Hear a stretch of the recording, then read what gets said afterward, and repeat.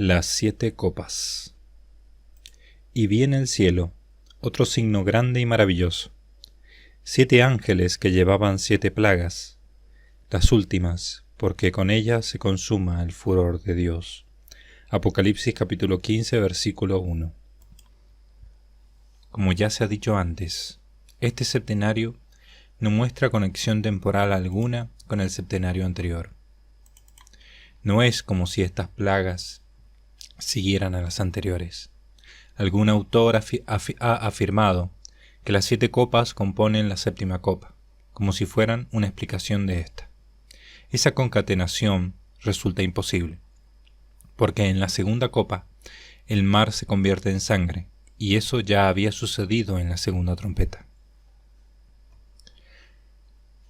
Luego, uno de los 4 vivientes entregó a los 7 ángeles 7 copas de oro llenas del furor de Dios. Apocalipsis capítulo 15, versículo 7. Los 4 vivientes son los 4 espíritus angélicos que están inmediatamente frente al trono de Dios. Los 4 ángeles más poderosos y sabios, los que están más cerca de Dios. Como símbolo del conocimiento, se dice que están cubiertos de ojos por delante y por detrás. Apocalipsis capítulo 4, versículo 6c. Muchas veces me pregunté si estos seres angélicos eran los más poderosos por naturaleza o por sus virtudes. Ahora estoy seguro de que son gigantescos por el amor. La sobrenaturaleza sobrepuja muy por encima de la naturaleza.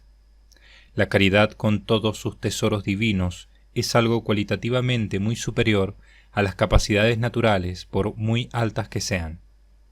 Curiosamente, de ellos, al no tener cuerpo, se dice que están en medio del trono y alrededor del trono. Apocalipsis capítulo 4, versículos 6b. En cierto modo, se podría decir que ellos son el trono de Dios. Oh pastor de Israel, tú que guías a José como un rebaño, tú que estás entronizado sobre los querubines, resplandece. Salmo 80, versículo 1. Si las líneas del Apocalipsis acerca de las bestias son iluminadas por el profeta Daniel, las líneas acerca de los 4 vivientes son iluminadas por el profeta Ezequiel. Se abrió el cielo, y contemplé visiones divinas. Yo miré, y en medio del fuego había en el centro como una forma de 4 vivientes. Ezequiel capítulo 1, versículo 1 y versículo 4 al 5. Pero aquí se describe la cúspide de la creación angélica, tan impresionantemente llenos de fuerza que el profeta escribió: y oí el ruido de sus alas, como un ruido de muchas aguas, como la voz del Todopoderoso. Ezequiel capítulo 1, versículo 24. El profeta deja constancia del maravilloso, pero sobrecogedor estruendo de las alas de los vivientes, lo cual recuerda al pasaje de un salmo. Cabalgó sobre un querubín y voló. Vino velozmente sobre las alas del viento. Salmo 18, versículo 10. Obsérvese que el mismísimo Dios es representado como si cabalgase. No voy a explicar aquí todos y cada uno de los símbolos que subyacen en este capítulo 1 del profeta, porque nos alejaría del tema de las plagas, para entrar en la angeología. El que estos inmensos espíritus entreguen estas copas indica que los castigos son expresa voluntad de Dios, porque todas las copas menos la 6ª son castigos que provienen de Dios, a diferencia de muchos otros males presentes en los septenarios anteriores que provienen de los hombres. Solo la 6ª copa es más misteriosa en su interpretación. La 6ª copa podría interpretarse como la permisión divina para que se produzca la gran conflagración entre las potencias del planeta. Esto, teológicamente, resulta interesante, pues muestra que incluso algo que pudiera aparecer como meramente humano, la guerra, precisa de la permisión del Todopoderoso. Leído en este sentido, todas las copas son castigos procedentes de Dios, aunque la sexta requiera esa interpretación para entenderse como una copa vertida sobre los hombres desde el cielo. ¿Pero la guerra realmente precisa de una permisión divina? Jesús enseñó: ¿no son vendidos 2 pájaros por una monedita? Y sin embargo, ninguno de ellos caerá a la tierra fuera de la voluntad de vuestro Padre. Incluso los cabellos de vuestra cabeza están todos contados. Mateo capítulo 10, versículos 29 al 30. Si se necesita la permisión de Dios para que ocurra cualquier mal, por pequeño que sea, ¿cuánto más se precisará de esa permisión para la batalla final, que pondrá fin a la humanidad? De ahí que esta permisión, con toda razón, pueda verse simbólicamente como una copa de ira que se vierte desde el cielo. Primera copa. El primer ángel fue y derramó su copa sobre la tierra, y sobrevino una úlcera maligna y perniciosa a los hombres que llevaban la marca de la bestia, y adoraban su imagen. Apocalipsis capítulo 16, versículo 2. Aquí vemos otra indicación muy concreta. No solo un problema de piel, sino que el texto es más preciso. Una úlcera. También aquí observamos que parte de la población no llevará la marca de la bestia sobre la piel, sino no se diría que la úlcera aparece a los hombres que llevaban la marca de la bestia. Antes del año 2000, pensaba yo que la marca sería algo similar a un código de barras indeleble, una señal tatuada sobre la piel por medios tecnológicos muy avanzados. Después, la ciencia avanzó, y muchos se mostraban convencidos que la marca sería un chip subcutáneo.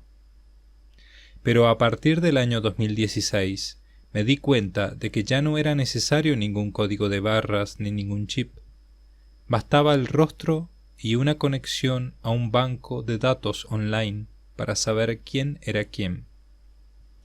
Fue ese año cuando me convencí de que la marca de la bestia era una imposición religiosa, no una necesidad funcional para el comercio o la identificación.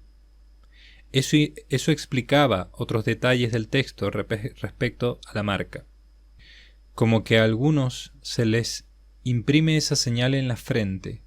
Apocalipsis capítulo 13, versículo 17. Eso nada tiene que ver con la mera necesidad de identificación en las transacciones comerciales. El texto de este capítulo respecto a la marca siempre lo hemos tendido a leer como algo funcional, pero se trata de una marca de carácter claramente idolátrica, de manera que la imagen de la bestia pudiera incluso hablar y causar que aquellos que no adoren la imagen de la bestia sean matados. Apocalipsis capítulo 13, versículo 15. Nace como algo religioso, aunque después sea necesario para comprar y vender. En muchas partes de esta obra se ha mencionado que la Segunda Guerra Mundial y el Tercer Reich son una figura de los hechos del Apocalipsis. Eso es válido también para la marca de la bestia, la cual la podemos ver simbolizada en la esvástica que portaban en el brazo, con el brazalete cosido sobre la manga, o en la frente, en la gorra militar, pues el águila se apoyaba sobre ese símbolo. Segunda copa. El segundo derramó su copa sobre el mar, y se convirtió en sangre, como de muerto. Y toda alma viviente murió en el mar. Apocalipsis capítulo 16, versículo 3. Ya se han dado las razones por las que esta copa, en mi opinión, ha de ser interpretada de un modo literal y no simbólico, aunque la interpretación simbólica ha sido verdadera a lo largo de la historia. Infinidad de reinos, imperios y estados han sido como una copa derramada sobre el mar de los hombres, convirtiendo parte de sus aguas en sangre, destrucción y muerte. Centrémonos en una interpretación simbólica de esta segunda copa. En el Apocalipsis se nos recuerda una enseñanza importante bajo esta bella imagen de la copa derramada desde el cielo. El mal comienza cuando se le permite. Los horrores de esos monstruos, estados e imperios son un castigo divino. Pero si el mal comienza cuando los decretos divinos se lo permiten, la conclusión es clara. Los anticristos solo pueden llegar en su obrar hasta el límite que le imponga la voluntad divina. Existe una visión generalizada entre los cristianos de nuestra época de que Dios no castiga, y que el sufrimiento provocado por esos reinos humanos es algo completamente ajeno al querer o a la permisión divina. Eso eximiría a Dios de toda responsabilidad, pero al precio de que los hechos humanos se moverían en un campo ajeno a la capacidad de la voluntad de Dios para detenerlos, y tal cosa es radicalmente incompatible con el ser infinito. Para bien o para mal, todo ocurre cuando el Ser Todopoderoso y Omnisciente lo permite. Ese es el mensaje de la Biblia, recordado a lo largo de todas sus páginas, y así es reafirmado de modo rotundo en el último libro sagrado. Tercera copa. El tercero derramó su copa sobre los ríos y sobre los manantiales de agua, y se convirtieron en sangre. Apocalipsis capítulo 16, versículo 4. El castigo anterior es más lejano a los hombres, el agua del mar. Ahora esta plaga se vuelve más cercana y torturadora, el agua potable. En otro septenario, en la tercera trompeta, había dicho yo que la explicación natural, la de la contaminación química, era la que más me convencía al explicar que las aguas potables se vuelven amargas como el ajenjo. El problema de la tercera copa es que el texto afirma que el agua se convierte en sangre. La cuestión es, ¿las aguas se vuelven amargas, como se decía en la tercera trompeta, o se transforman en sangre, como se dice en la tercera copa? Además, la identificación se refuerza por el hecho de que la transformación en sangre del mar y los ríos coinciden en la segunda y tercera posición, tanto del septenario de las trompetas como de las copas. Eso es más que una mera coincidencia. Todo indica, por tanto, que la tercera trompeta y la tercera copa refieren el mismo hecho. ¿Verdadera sangre o contaminación química? ¿Explicación milagrosa o natural? No descarto que se produzca la verdadera conversión en sangre, pero me inclino a leer esta plaga como la contaminación de las aguas, y no como que el agua realmente se transforma en sangre. Y eso a pesar de que en la primera plaga de Egipto todas las aguas, no solo las del Nilo, se transforman en sangre. Toma tu vara y extiende tu mano sobre las aguas de Egipto, sobre sus ríos, sobre sus arroyos, sobre sus estanques y sobre todos sus depósitos de agua, para que se conviertan en sangre. Éxodo capítulo 7, versículo 19. Pero observemos un pequeño detalle. En la segunda trompeta, parte del mar se vuelve literalmente sangre, así se dice, mientras que del agua de los ríos se dice que se vuelve amarga como el ajenjo, o se vuelve amarga o se transforma en sangre. La lectura literal queda descartada porque la sangre no es amarga. Por tanto, se trata de una contaminación química que mata a muchas personas. Y porque mata a muchas personas, por eso precisamente se afirma que se vuelve sangre. Y mucha gente murió por las aguas que se habían vuelto amargas. Apocalipsis capítulo 8, versículo 10 al 11. Esta dualidad interpretativa entre lo literal y lo simbólico recorre todo el Apocalipsis y sus criterios deben emplearse para la interpretación de otras plagas, como el granizo mezclado con fuego. Otras cosas están claras. El hambre es hambre, la guerra es guerra. En los profetas del Antiguo Testamento, una y otra vez, nos encontramos con esta dualidad interpretativa. En el caso del Mesías, muchas profecías solo quedaron claras cuando Él llegó. En caso del texto joánico, no me cierro totalmente a la posibilidad de que cuando se verifiquen en su momento lo hagan de un modo simbólico y no material, pero mi interpretación es la que he dado en estas páginas, porque el pequeño apocalipsis de los sinópticos no deja lugar a esa interpretación, es totalmente diáfano. Desastres y signos celestes. En unos pasajes del texto joánico, la interpretación es más segura, en otros está más velada por las mismas imágenes usadas.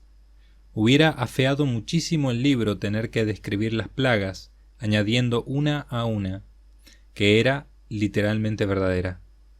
En principio, todo ocurre tal como se describe en la visión, salvo que la misma visión nos indique otra cosa. Así se leyó a Isaías o Ezequiel por sus mismos contemporáneos. Esas son las reglas de este género. Y así, por ejemplo, no existe un jinete con una balanza en la mano, ni una bestia biológica con 10 cabezas, ni 7 espíritus angélicos llevaron 7 cartas materiales a las 7 comunidades. Pero sí que pienso que el mar se tornará sangre, que caerá granizo mezclado con fuego, o que realmente algunas islas se hundirán en el mar. Las mismas plagas de Moisés siempre han sido entendidas de esta manera, al modo de Cecil B. DeMille. Otras formas interpretativas pueden ser muy ocurrentes, en una clase de universidad, pero se alejan totalmente de la sencillez de los lectores judíos que eran sus destinatarios. En el caso de la comparación de la tercera trompeta con la tercera copa, cabe una interpretación que conjugaría las dos sin colisión. La tercera parte de las aguas potables se vuelven amargas, y una parte de ellas, pues no se especifica la cantidad en el texto, realmente se transforman en sangre. Concluyendo, estas son las 3 posibilidades acerca de cómo se verificará esta plaga. Cada uno puede elegir la que crea más adecuada. Cuando llegue el momento sabremos cuál era la correcta. 1. Todas las aguas se contaminan. Tal vez tome un color rojizo. Se dice que se convierten en sangre, aunque no tomen ese color, porque al estar contaminadas matan. 2. Todas las aguas se transforman en sangre. Se dice que son amargas, por la amargura que producen en la humanidad. 3. La tercera parte de las aguas se contamina, y una parte de las aguas se transforma en sangre. Aquí, como en la época de los profetas, por más que estudiemos los textos, muchas veces se llega a un límite. Ya no es posible saber más acerca de si algo se verificará como espiritual o material. Y, por supuesto, toda plaga material tiene un mensaje espiritual. Así como toda curación de Jesús en los evangelios fue real, pero son como parábolas. El ciego como símbolo del que no ve las verdades celestiales, el cojo como símbolo del que anda cojeando en los caminos del Señor, el poseso como símbolo del que está dominado por el maligno, etc. En este caso de la tercera trompeta y la tercera copa, me inclino por la tercera interpretación, la mixta. Me parece la más fiel al texto y en la línea de las plagas de Moisés. Si el agua se convierte en verdadera sangre, entonces mucha gente verá con sus propios ojos que la interpretación verdadera del hecho es la religiosa, y no la atea, la cual intentará explicar todos los desastres de un modo natural. Pero no será fácil dar esa explicación, si el agua que sale del grifo un buen día es sangre. Los ateos, como siempre, sostendrán que su interpretación es la científica frente a los rumores de los fanáticos. Pero los que vean el agua teñida de rojo comprobarán con sus ojos que se trata de verdadera sangre. Cuanto más literales sean estos eventos profetizados, más clara será su interpretación, y más fácil será que los hombres abran sus almas al arrepentimiento. Cuanto más simbólico sea todo, más difícil se les hará a los hombres ver la verdad. Es lo mismo que con las profecías respecto al Mesías en los profetas. Isaías había dicho: entonces los ojos del ciego serán abiertos, y los oídos del sordo serán destaponados. Entonces el cojo saltará como el ciervo, y la lengua del mudo gritará de alegría. Isaías capítulo 35, versículos 5 al 6. También algunos saduceos que seguían una línea de exégesis totalmente racionalista debieron pensar que estas palabras eran simbólicas, pero que la profecía no significaba que literalmente los ciegos recobraran la vista. Sin embargo, en el versículo siguiente el profeta Isaías dice: la arena ardiente se transformará en una charca. Isaías capítulo 35, versículo 7.